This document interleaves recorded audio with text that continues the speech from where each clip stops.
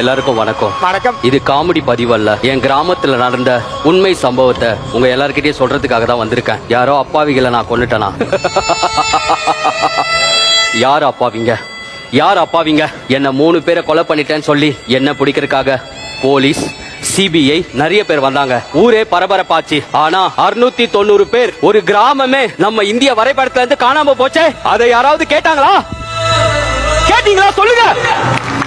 இது கதை அல்ல, ஒரு கருப்பு சரித்திரம். ரத்தம் உறையப்படும் ஒரு நெருப்பு காவியம்.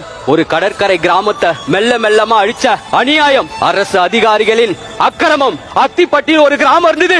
உங்க யாருக்கா தெரியுமா? தெரியுமா? அந்த உப்பு காத்துல என் மக்களோட ஓலம் இன்னமும் ஒலிச்சுக்கிட்டே இருக்கு.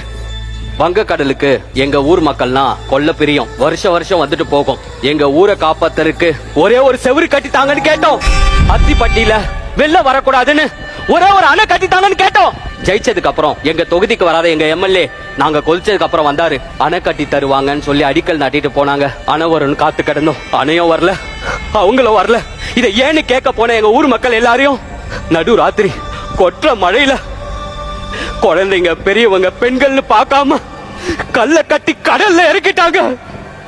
அப்போ அங்க கேட்ட அந்த சத்தம், அம்மா காப்பாத்துங்க, ஐயோ காப்பாத்துங்க, காப்பாத்துங்க, காப்பாத்துங்க, காப்பாத்துங்க, காப்பாத்துங்க.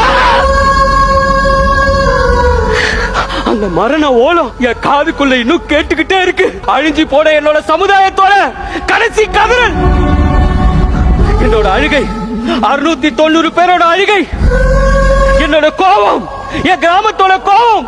நான் தனியால் இல்ல, துடிக்க துடிக்க கொலை செய்யப்பட்ட 690 பேரோட ஆத்மா, ஆத்மா.